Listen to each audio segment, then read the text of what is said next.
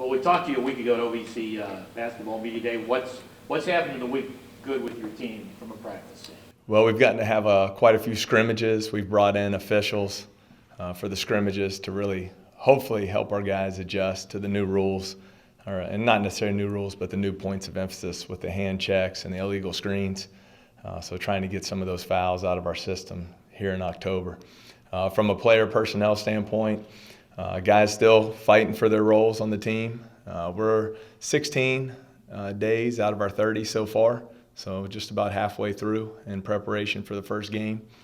Some guys step into the forefront. I know we talked last week about G. McGee. I've been really pleased with him. He's really come a long way from a mentality standpoint. Been very aggressive getting to the basket, and as a guy who can play multiple positions for us. Another guy stands out off the top of my head, Breon Sanchez. Not scoring the ball, but really rebounding at a high level. He's a guy that's going to give us a physical presence in the post at 6'8", 240, and he'll keep getting better at the offensive end of the floor as we go along here. What you got? Two guys that really stood out for me, DeMarcus Croker during the dunk contest. That was kind of the first look that Racer Nation and Racer Mania got. And then A.J. Patty seemed to really hit a few really nice jumpers and then hit that three to lead his team. Were you surprised by either of those? A.J.'s enjoying his MVP trophy from the scrimmage. He did play well, and the thing with A.J., he brings a different skill set than we've had in the post position. He can step out and shoot the ball from the perimeter. He's gotten stronger, believe it or not, in the weight rooms, gained about 15 pounds so far. Just trying to continue to get him to understand how hard your motor has to run and how hard you have to compete at this level. But from a skill standpoint, he definitely brings some versatility to us with his ability to stretch the floor from the perimeter. You know, DeMarcus, I think you saw, we talked about it at the media day. I told you, he's an elite athlete, plays way above the rim, has a really good first step off the dribble.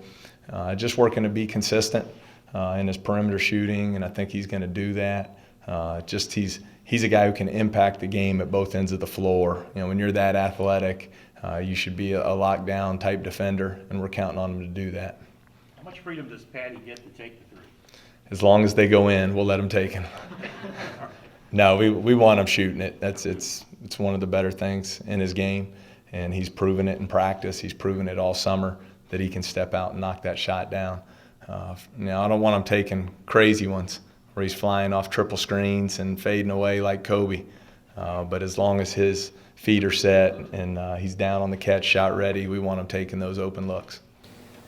Jeffrey Moss taking that leadership role this year. He's probably the quietest one in the locker room, probably. Talk about how he's taken that leadership role to heart this year and what kind of leader he is when he's such a quiet person. Well, he's coming along from a communication standpoint, but he's a lead by example guy, and his teammates have the ultimate respect for him because they know how much time he puts in. They know how important it is to him, and they know that he's willing to do whatever it takes to help impact winning, whether it's guarding the other team's best player, which he's done the last couple of years at times, or it's him being called upon to make 5 or 6 threes in a game. He's going to do whatever it takes to win. So we're still pushing him to talk more and want him to continue to get better in that area. But as far as leading by an example, you're not going to find a better guy in that area. Is it one of those deals when he does say something, his teammates do listen to him because he just doesn't talk that much? Well, I think so, and I think they listen more so just because of the credibility that he has with the team. Because they know he's a guy that's going to be in the gym 3 times a day, working on his individual game. They know he's a guy who's never going to take a possession off. He brings it every single day on the practice floor. And I think they automatically are just going to respect what he has to say. And in addition to the fact he's proven that he can play at this level and have great success. So I want him to talk more. His coaches want him to talk more. But like you say, when he does speak up, I think people listen and pay close attention. Talking about the balance between physicality and skill, what do you emphasize on a team that we can expect to see both of them? The balance, well, I hope you'll see a team that just plays with relentless effort every single possession. I think it's going to be a team that has really sold out to that. They're really committed to how hard you have to play and how each possession carries such great value.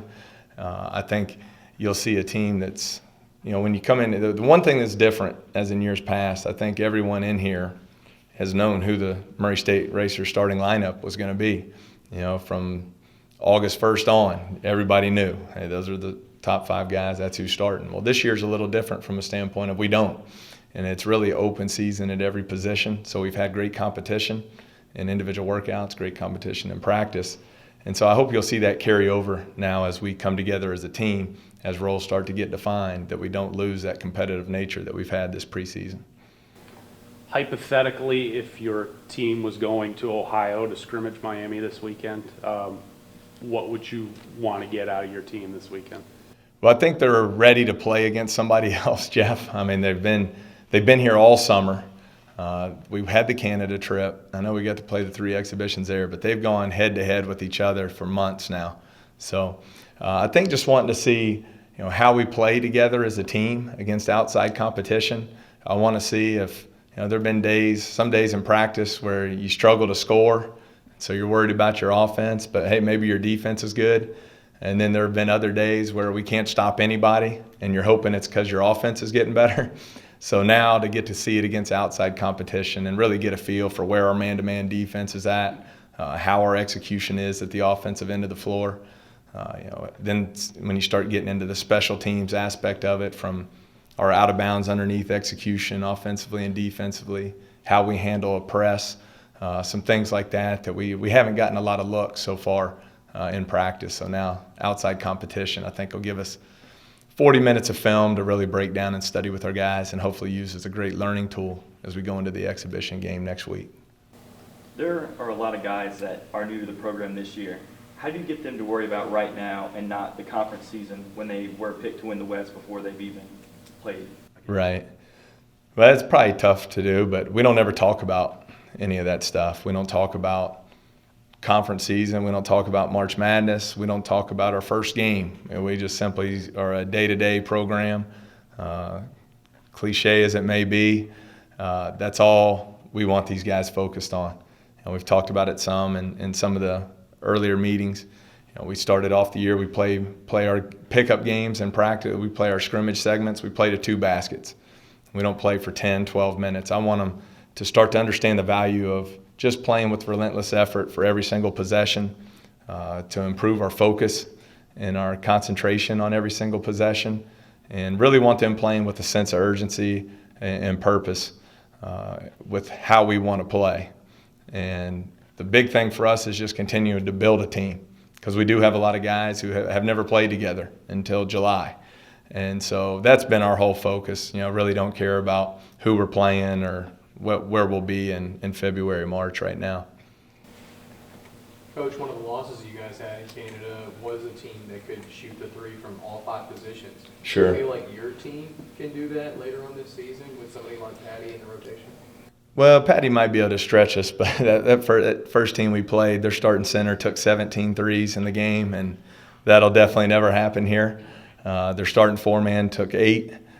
So it was a good challenge for us, and definitely an eye-opener for some of our guys, but I don't ever envision us doing anything crazy like that. Sure. Defensively, how much improvement do you see from last year to this year from the team? Does this one have the capability of being an elite defensive team at some point? I don't know about elite right now, just with so many new guys. I think some of that, I think back to my first year here as an assistant, and you had those 5 guys who had played together 2 and 3 years. And I think that's where you really develop into a dominating elite defensive team, when you just understand where each other are going to be on every single possession, your rotations. And we're not quite to that point yet. But I think we could be a good defensive team, because I think we have good quickness and athleticism on the perimeter. And I think we have the ability to play a G. McGee, not only on the wing, but also at the 4 position, which would hopefully make us quicker and more athletic than another team's front court. Also on Bryce Jones, is he compared to Cam by other people? That's going to be the comparison. He's better here, not as good there. And how does he respond to having to come in and replace Cannon, Campaign, and then here he is? Well, as I've told him and told Cam the same thing when he got here, I'm not Cam didn't need to worry about Isaiah Cannon, and he just needs to be the best campaign he could be. Same exact thing for Bryce. He doesn't need to worry about who's been here before him. He just needs to come in and continue to get better. And he's very talented. When we went to Canada, he was our most consistent player on that exhibition trip, and he keeps getting better each day. For him, it's just making the transition from junior college to Murray State, understanding the system, style of play. But he is a guy who I think is going to be a player who can not only score but can make plays for others. He does have very good court vision and awareness on the floor. Really excited about him. And just the importance of Wayne Langston this year. He really came on at the end last season. Do you see him making perhaps another leap this year? Well, we need him to. We definitely need him to. He finished the year strong. 12 rebounds at Tulsa last year is probably the biggest team we played all season, and he really stepped up and had an outstanding performance. I think Wayne, he's not the elite athlete that we've had in the post in years past, but he's very skilled. He can score down there on the block. We want to get him inside touches. And the other thing about Wayne that I really like, he's a very good passer. And so we can get the ball inside to him and really facilitate offense through him because he is so skilled and is adept at finding the open man from the post. So I'm excited about him. He's had a great offseason. We're counting on him to make that jump this year. Talking about team chemistry, how have the guys been the last couple of days since getting to go out and actually play in front of fans? Well, I think it was exciting for them, especially our new guys who didn't really know what to expect from an atmosphere standpoint, to see how much it means to the Murray State fans. They're lining the court afterwards for autographs and pictures, and I think it finally gave them a sense that hey, the season's finally here. So they've been working extremely hard. That's the one thing I can say about our group that I've been extremely pleased with is they've been bought in from day one. They've worked extremely hard every single day. They've competed at a high level. That's one thing we've never had to question with our group has been effort or attitude. They've brought it every single day. Now the key for us is can we just keep getting better as a team? We got to get better at our offensive execution. We have to start to understand different screening actions at the defensive end of the floor and all those fun, technical things that are a part of the game. But that's where we're at now as a team. Very pleased with the buy-in, work ethic, attitude. Now how much better can we get between now and opening night and then each and every day as we go through the season?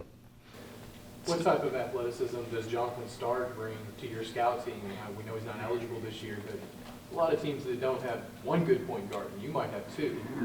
What's that like? Well, Jonathan's a very talented player. He's proven, scored over 800 points in his 2 years at Tulane. I think around 250 assists as well.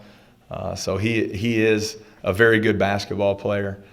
We have yet to divide up into first team, second team, but I do know as we do that, as we get toward the first game, he'll definitely give the second group an offensive spark because not only can he score, he also has a great feel for the game, very creative player, and he'll be able to get the other guys open looks as well. It's still October, and is there any thought to redshirting any of the freshmen at this point? Nah, I'd be shocked if that'll happen. We'll see how it plays out. Chad Colbreth he's had some great moments with us. Brings great energy, has a tremendous motor on the floor, just a tough, hard-nosed defender. The only issue we've had, he's dealt with some injury, so he's missed some time. I don't think that's going to set him back too far to where we would need to redshirt him, though. As far as Flomo is concerned, a lot of threes.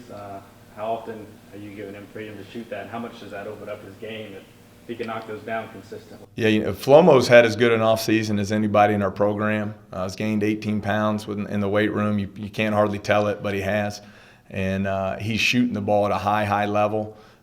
In all our practices, individual workouts, he's shooting along the same lines as Jeffrey Moss from a percentage standpoint.